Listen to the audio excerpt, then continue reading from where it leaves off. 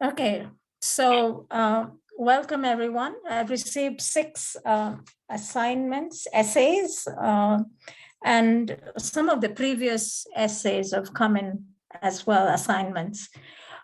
Just to comment briefly, uh, everybody is interested in writing. It is evident from the essays that are coming in. Today we were going to talk about one of the things we're going to talk about is imagery and descriptions and so on. And somebody wrote about the sense of smell and touch and talked about eating noodles on a rainy day.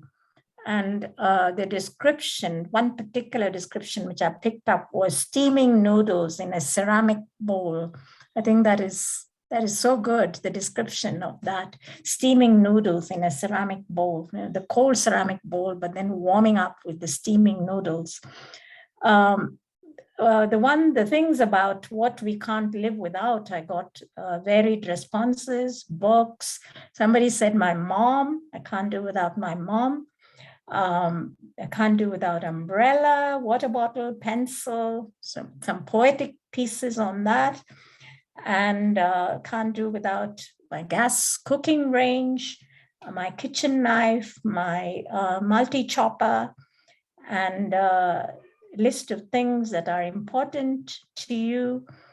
Things like jewelry came up more than once, laptop, photographs, and so on. So there were some very good writings, short writings.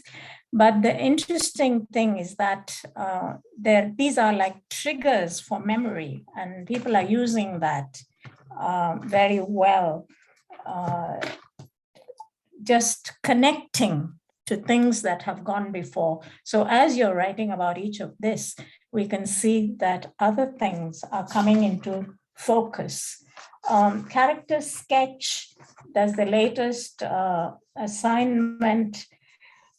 Somebody mentioned something like she was a jolly person, a sweet person, and then joy and happiness comes along when she enters.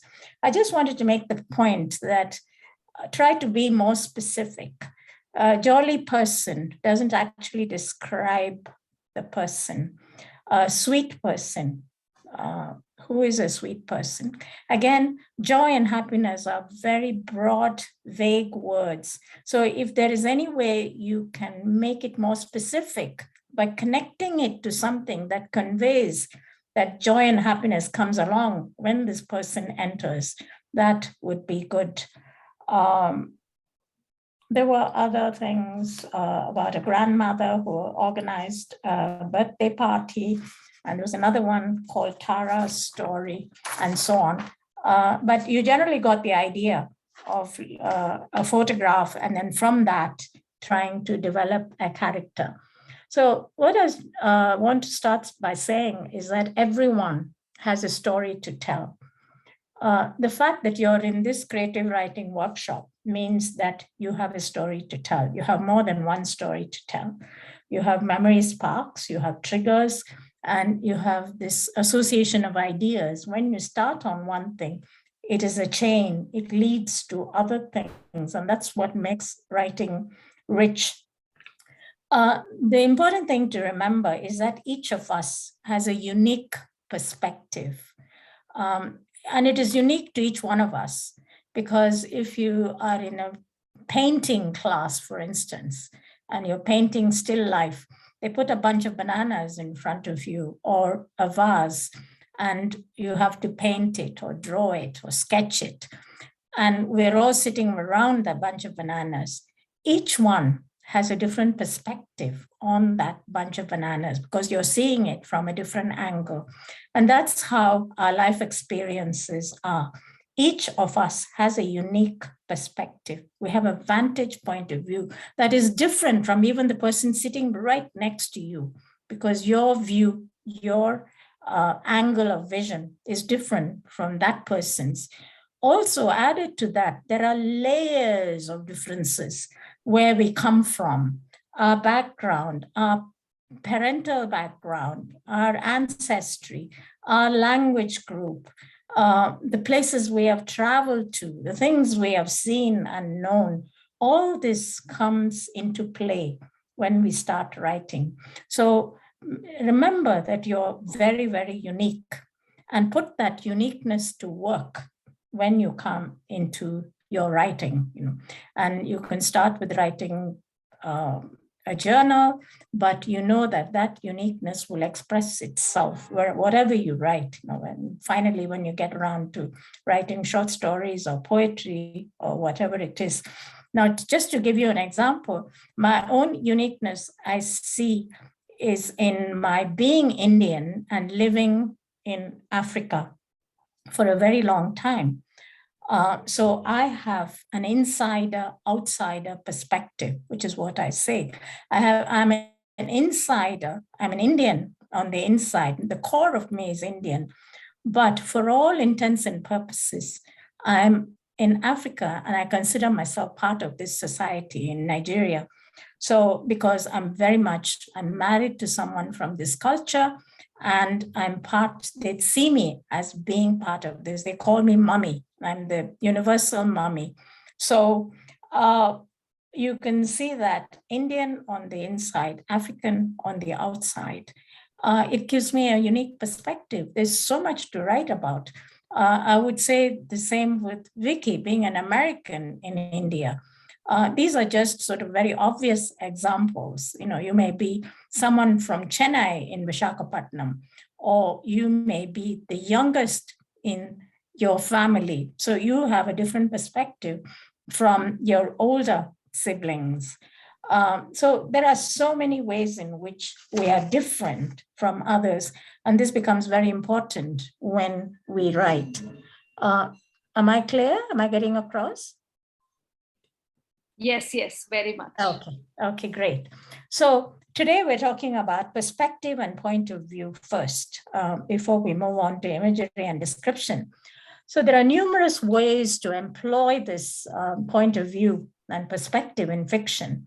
And it's good to familiarize ourselves with the basics of this literary device, the device which is point of view and perspective. Point of view is the I, as I have said. It is your I. It is also your narrative voice. It is through this I and this narrative voice that you're going to convey your story. Your reader is going to hear what happens in your narrative through your narrative voice. Now, the narrative voice is different and fictional voice is different from your speaking voice. Yeah, you develop your writing voice, your fictional voice as you write. You know that the way in which you're going to convey your story, that is your fictional voice, and you have to develop it. You must decide who is telling the story and to whom. Initially, you may be telling the story to yourself. You may be writing for yourself, and that is perfectly a legitimate way of doing it. I write for myself. Many things I write, I say it's for myself. But ultimately, you have to decide who your audience is going to be as you're writing. This becomes important, when you become a professional writer. You really need to know who your audience is going to be. The story could be told by a character within the story, somebody who's involved in the story, a perspective that sees and knows, but it can also be told from the perspective of what I've called an omniscient narrator. An omniscient narrator, omniscient meaning knowing everything. A person who knows everything. A narrator who knows all the characters, who knows what is going to happen in the story, who knows what has happened so that you can have a flashback. So the story could be told from an omniscient narrator, or it could be told from a character within the story. Now, if we take our story, Kate Chopin's The Story of an Hour, I think there we have both an omniscient narrator and we have a third person narrator, because the story starts off by saying Mrs. Mallard was afflicted with heart trouble and great care was taken to break to her as gently as possible the news of her husband's death. So this narrator already knows that she has heart trouble and knows what is going to happen in the future. So the narrator knows everything and is now conveying it to the reader bit by bit. Yeah. Now, first person narrative is one of the commonest ways of narrating a story, using the pronoun I, the I sentence construction. I went to work. The reader here assumes that the character is closely related to the action. So we have the story, The Reunion, yeah, John Cheever's, where it is the young boy who's speaking until the father comes in, and then we have the dialogue and the father's monologue. Yeah, but it is seen through the person of the young boy. Same with, if you see my own story, Blessing in Disguise, it is told it is told from the first person point of view. It is the easiest to use and it comes very readily because there's a great intimacy about writing I. It gives you the feeling of having experienced whatever you're writing about, yeah? And you can look deep into the character's mind when you're writing as I. But you have to remember that I need not necessarily be autobiographical. It can be a character that the narrator itself is a character. The author may be using a narrator who's using I, yeah? Because if you think that is autobiographical, you may feel sensitive about writing some stories saying, well, the reader is going to think that this happened to me. But remember that it is not necessarily so. So all the things that I have, most of my stories in Soulmates are written from the first person point of view, I, but not everything happened to me. No, some of it may be things I have experienced, some may not be, maybe other people's experience, which I'm using by employing the pronoun I, because it has greater immediacy. Now, the second person point of view is structured around you, the person of you. It is less common and is more difficult to write. A narrator speaking directly to the reader, yeah, you. It is a challenge and it will sort of stretch your writing skills a bit. And for an example, I have this J.D. Salinger that I mentioned, The Catcher in the Rye.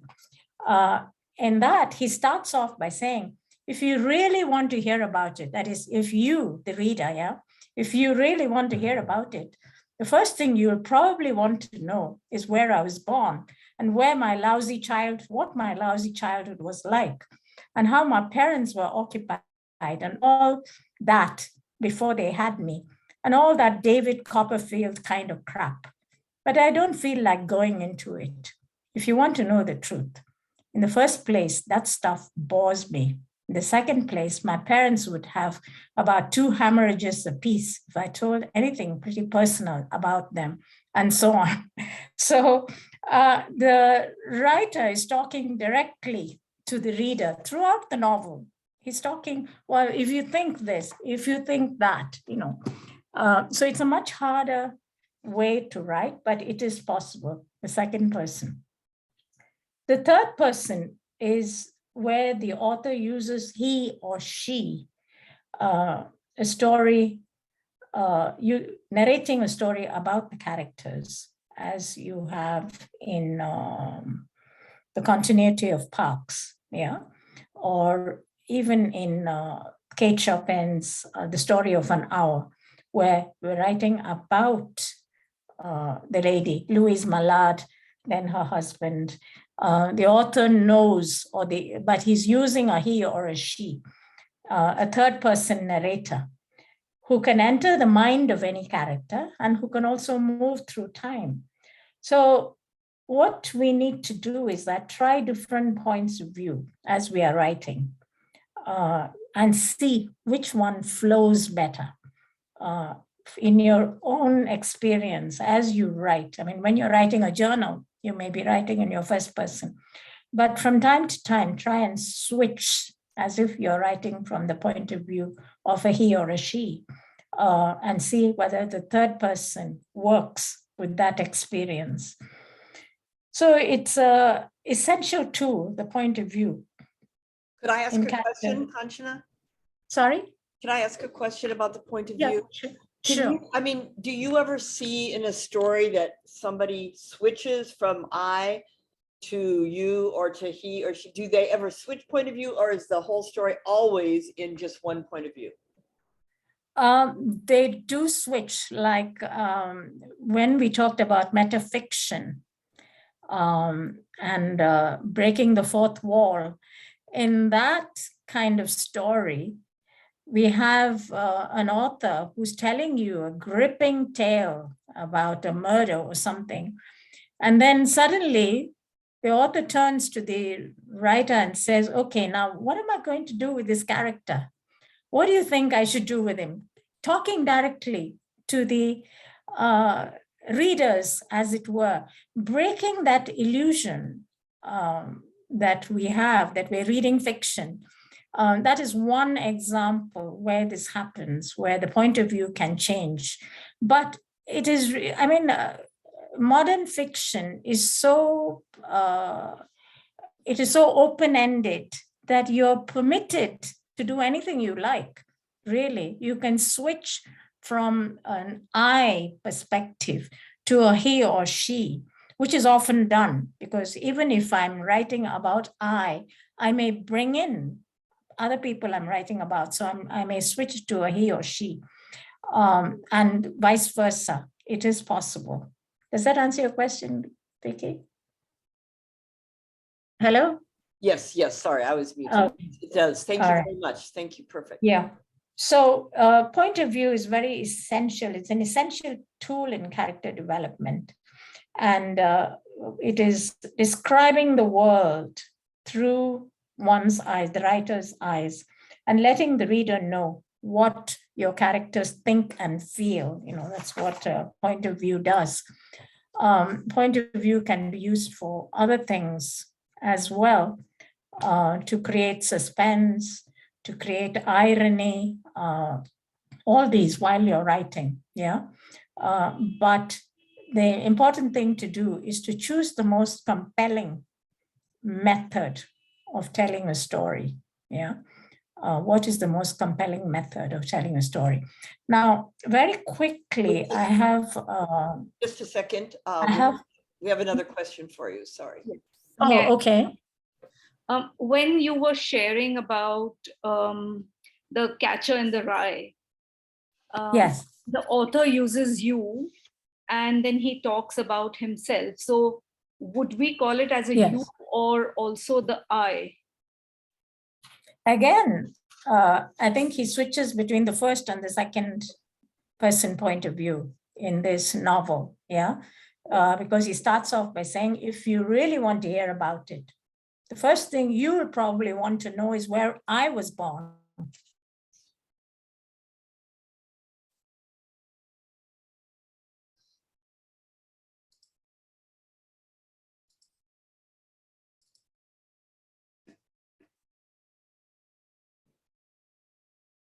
But he uses the I a lot, but he also switches to the second person point of view, because the novel is sort of told as if he's speaking directly to the reader.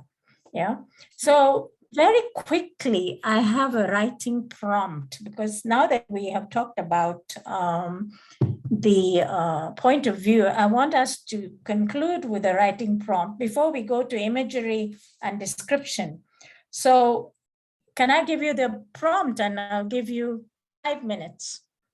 Yeah, I don't want you to write at length, but write like 2 sentences.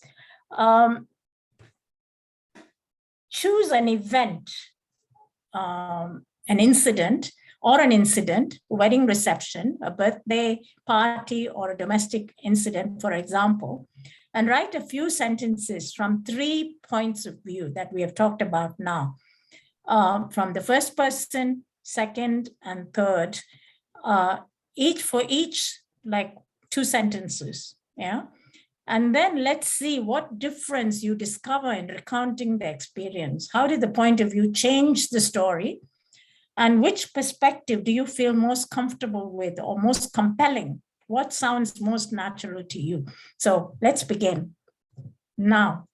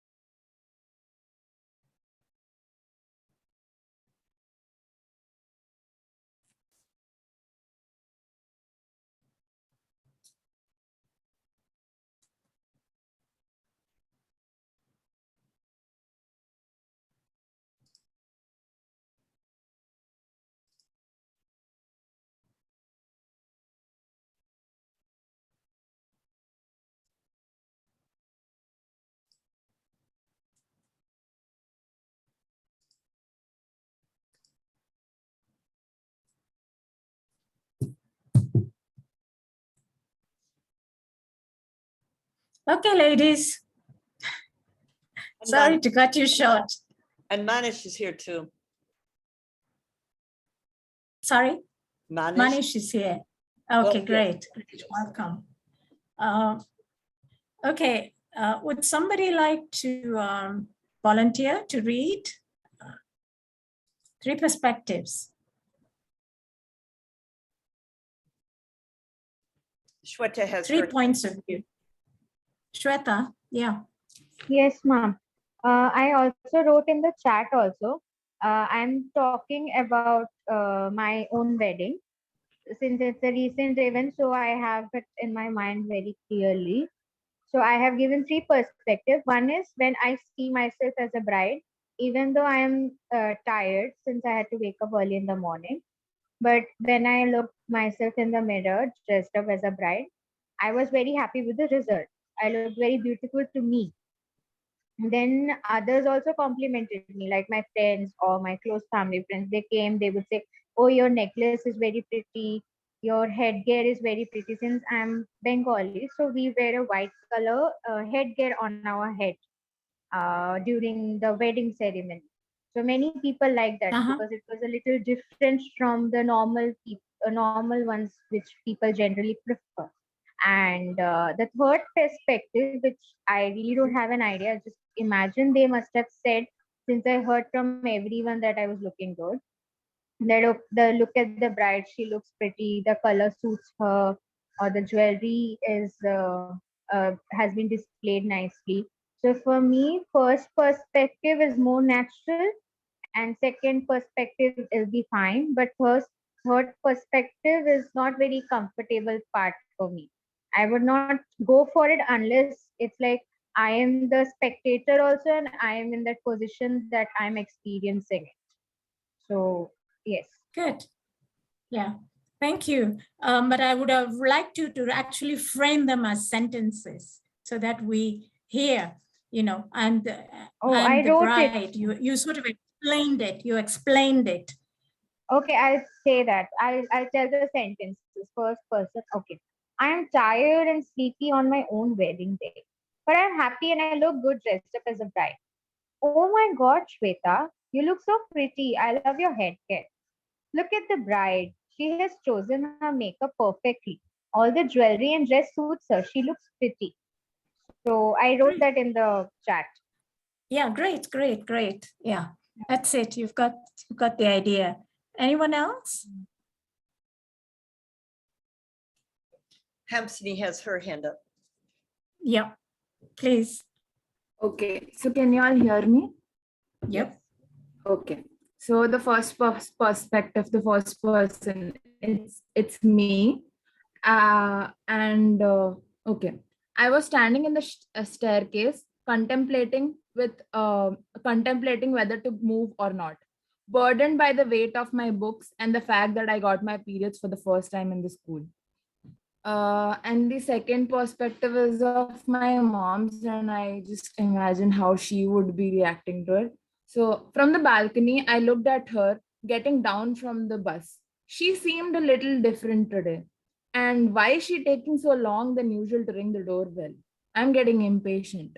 And the third is my friend who dropped me near my home, and he's leaving. So he's thinking this way. I'm still walking towards my building, looking at her walk away. But I cannot stop worrying about why she was acting all weird today. Maybe because of the fact that I told her that I liked her right before the recess. And that explains her disappearance throughout the lunch hour. Great. So what do you feel most comfortable with? What point of view Actually, do you to think? be very honest, I was feeling comfortable writing the other people's perspective because I did not remember what I was actually feeling. So I just like to think what my mom would have thought and what my friend would have thought. So I liked the idea of that. Okay. Imagining from the perspective of another person.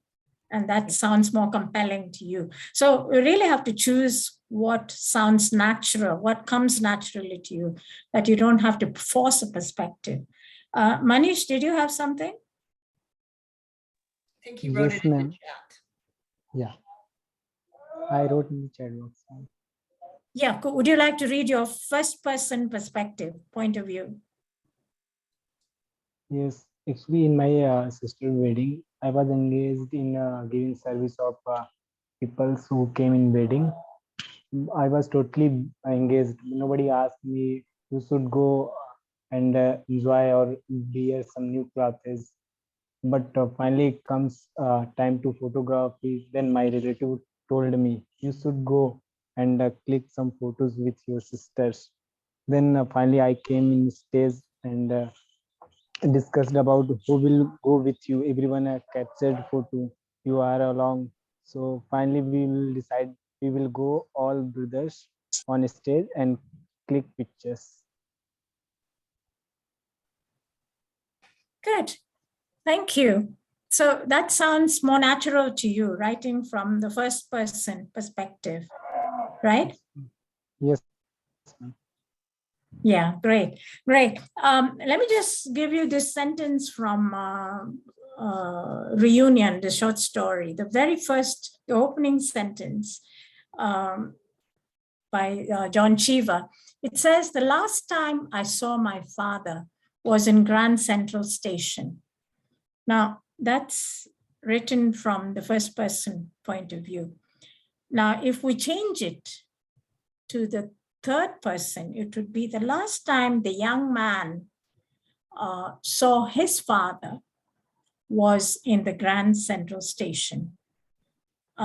If you want to write in the second person, you would say, well, what do you want to know about why I'm strolling around this Grand Central Station? Do you want to know why?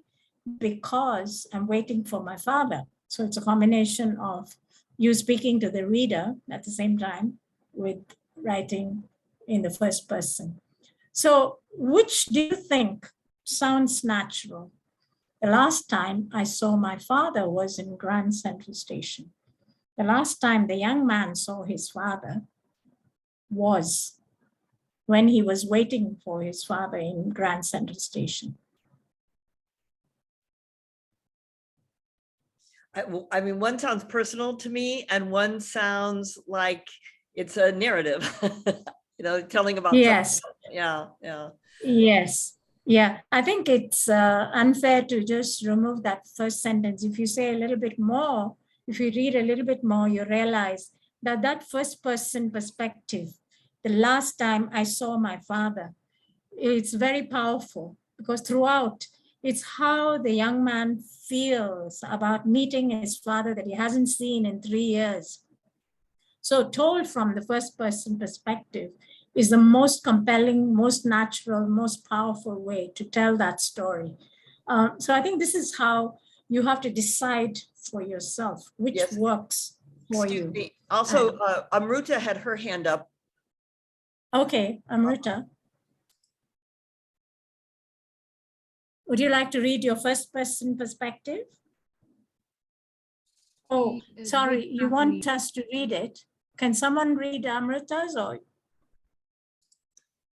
Did she write all three perspectives in the chat or what? Let's see.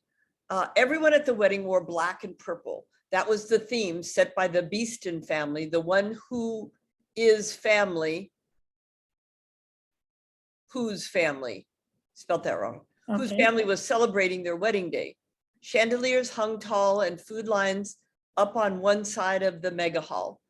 People danced with their loved ones to a soft music played by the orchestra. Soft murmur ran across the room as the bride and groom had their first dance in the middle of the stage. So I guess that is, what is that? The third person? That sounds like the third person. Okay. It's like the. All right, the second one is I am aware that there were multiple eyes on us, but my eyes were locked into hers. I didn't care about what was going on in the rest of the hall, except what my bride thought of me. Her beautiful brown eyes staring into mine, that is all that mattered to me. Oh yeah, that's great. That's immediately connects with the reader. Yeah. Okay, and then the last one, 12. There are just 12 different dishes in the buffet table. I crashed this wedding with an expectation that this was a rich family, but I think they would appreciate a donation from me. Geez, let me just put a few boxes in my bag and make a run before I get caught. The bride is pretty though, didn't notice it before. So that one is I also, right?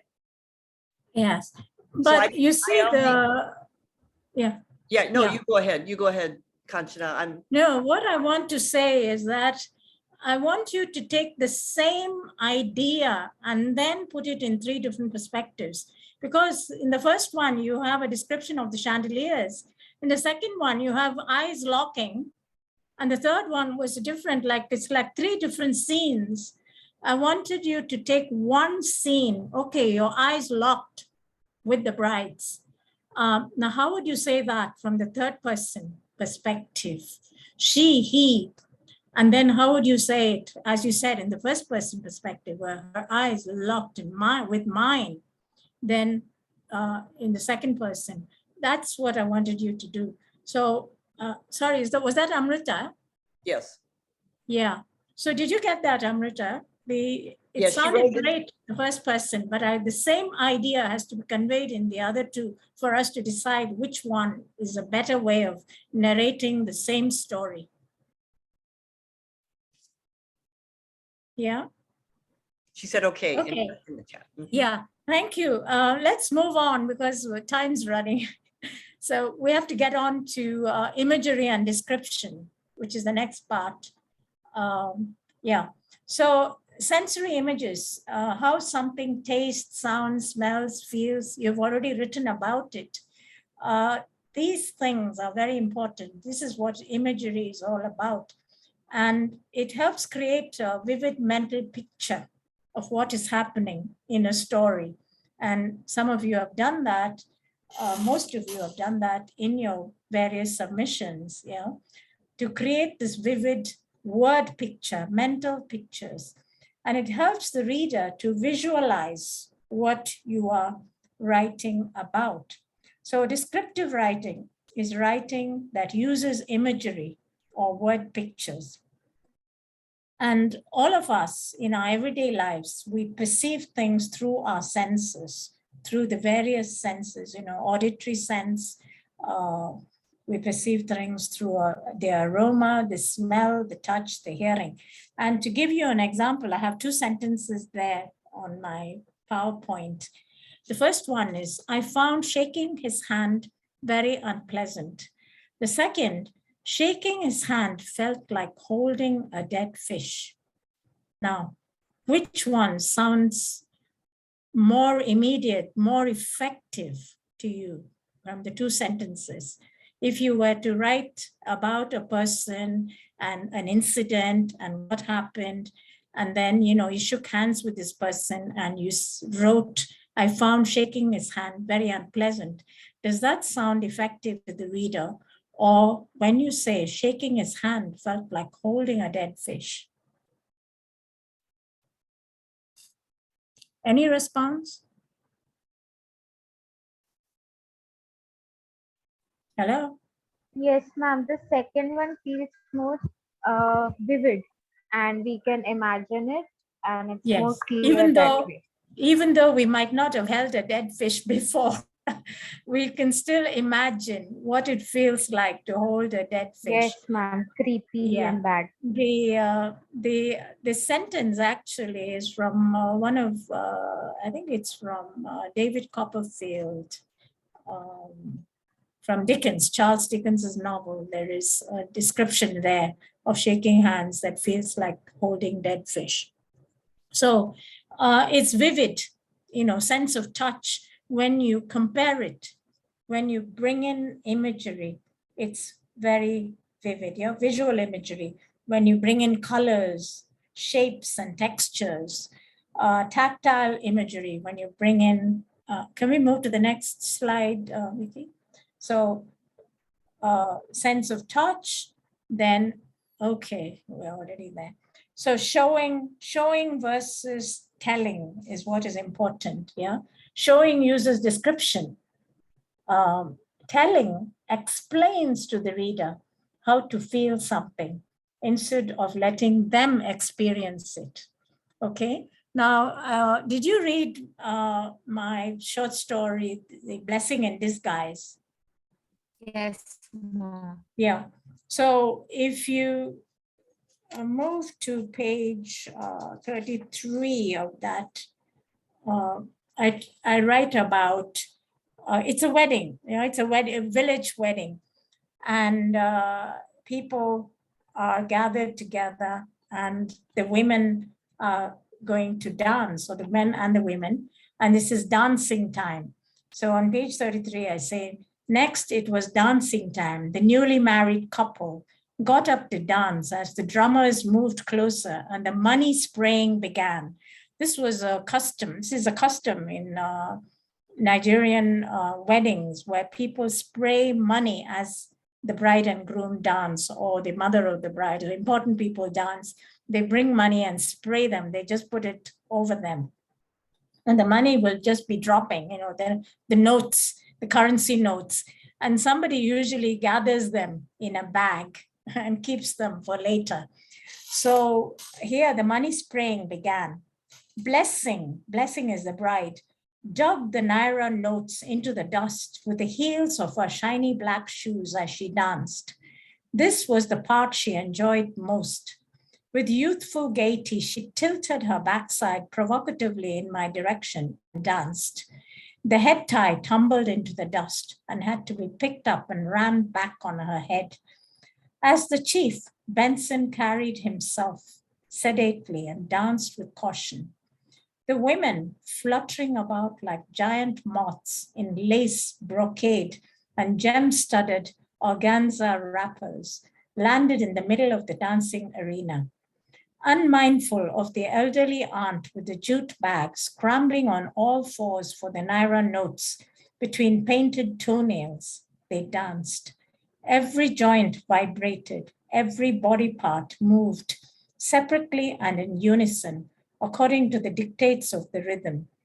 Arms akimbo, they shook, their bosoms trembled. It was as if they were in a trance. The men applauded. Now, what I was trying to do there is show rather than tell. I'm showing what a dance, you've never been to an African wedding reception, and the reader has not. So I'm trying to connect the reader to the experience by describing what it felt like, these women like giant moths landing in the arena, and how their bodies shook, and how, to the dictates of the rhythm, they were dancing. Yeah. Did you get that? Hello? Yes, we did. Yeah. Yes, ma'am. Did you also gather in the story? What did you gather about the story? What happens in the story? Okay. Benson is getting married again Yeah, to a younger woman who's just 18. that's right. And he already has a wife who's in the crowd. She's looking at him get married very happily. He isn't Yes. worried about his wife at all. But the wife is a little worried about what is going to happen in the future after the new wife comes. Yes. She initially starts off by saying that they'll be co-conspirators and co-wives, but Yes. there is worry at the end that she feels that she'll no more be a important part of Benson's life, and that Yes. will be taken over by the new wife. Yes, exactly. So it's a polygamous society where the men are permitted to marry more than one wife. In this case, the first wife is a foreign woman. She's a European woman. And that's why you can see her smoking cigarettes the whole time. She's there. And she is the first wife, and he's taking a second wife. Yeah. So the description is, the story is told from the point of view of the first wife. Yeah, she says, at 52, I'm at the age when one is free of the menace of being a woman. I've arrived at menopause. It is also as if with a double click of the computer mouse, I have faded into a kind of neuter gender. This is not the age for competition, says my husband, stripping me further of all womanly emotions, trying to convince me of the demands of tradition. This was not the outcome of a relationship. This was an arrangement, a way out of a sticky situation. We are marrying a wife, he says, you and me. He makes it sound like buying a deep freezer, another joint venture. He says, I look tired and worried constantly. This is the age for bags under one's eyes, under insomnia. So the husband says it's his tradition. So in keeping with tradition, I have to marry a second wife. And he says, don't think this is a relationship. We are marrying a wife, you and me. So did that come across clearly in the story? Yes. Yes. Yeah. So the description, the idea of imagery and description is also in the Silver Toe Rings, which was the other story which you may be able to connect with because it is more Indian, where the protagonist says, she realized that the jewels meant nothing to him. They were hard cash as far as he was concerned, and worthless in his wife's cupboard. She thought of her mother's steel Almira, the Godrich Bureau it was called at home. Her mother always wore the key bunch on her hips. Inside, in neatly arranged boxes against velvet backing, nestled the gold jewels. The necklace that was custom made for her on her 13th birthday when she had come of age, the ruby earrings given to her by her grandmother, the diamond nose ring, and the set of gold bangles made for her on the occasion of her brother's wedding. What a ritual it was when there was a wedding to attend, or a naming ceremony, or a musical evening at a friend's home. And then she goes on to say, mother would bring out the boxes one after another and put them on the cloth. You couldn't take chances, she would say. There were so many bits and pieces, tiny screws, clasps, and other miniature gold accessories. It was safer to sit on the bed and take your time putting your jewels on, slowly and carefully. It was her mother's word. She had acquired, prized, and guarded these possessions for over 45 years, and they were for her daughter. It was also Radhika's world. So a description, again, imagery, showing rather than telling. And just to give you a background to that story, the Silver Toe Rings, and also to encourage you that writing is not everything we write comes out good at the very beginning. Yeah, it comes with practice. So there's a lot of journal writing that I did for years and years. I've been doing that. Then I would draw from the journals and make them into stories. I did that, but I also read a lot and continued to read. And I listened to stories.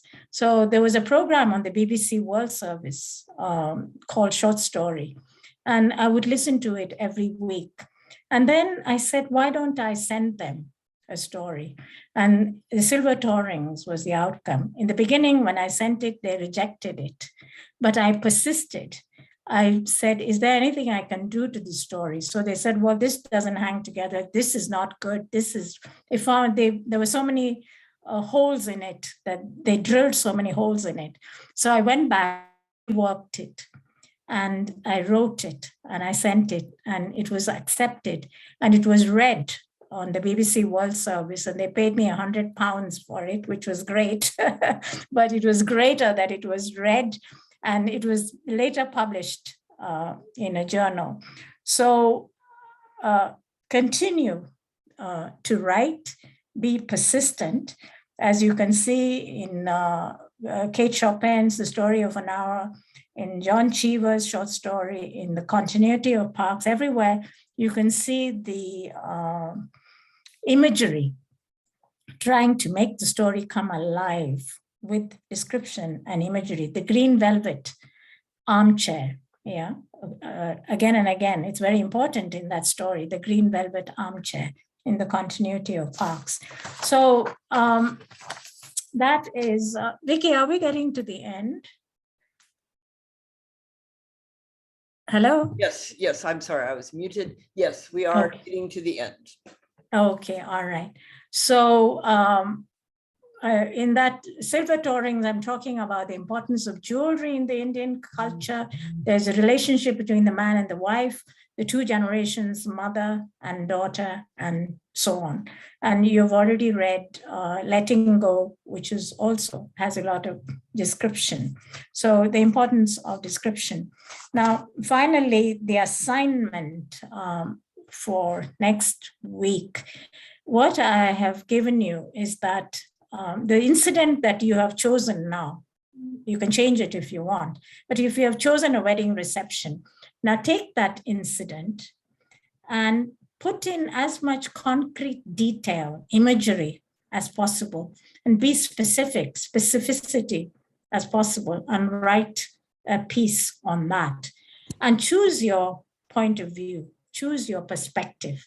If you want to write it from your first person perspective about your wedding reception or somebody's wedding reception as yours, you're free to do so. If you want to write about his or her wedding reception, choose it, whichever perspective you want to do. Choose that perspective. Include dialogue if you would like to, because we talked about dialogue in last week's class. So if you want to include dialogue in that piece, you can do that. Yeah. So this is the assignment. I've given you a second assignment so that next week there will be, the last week, we won't have an assignment. The second assignment is just called Getting Rid of Stuff. Interpret it any way you want to. Be free. Just freely write. Let your memory, your mind, your association of ideas, everything come into play. Your perspective, your unique perspective. Yeah. So we'll do that for next week. And then our final session on July 29th is on memoir writing. That is writing your own life. How do you fictionalize personal stories? Or how do you write real life experience? Yeah. And we'll have some writing prompts and we will write. Is that okay? Yeah. Thank you very much, everybody.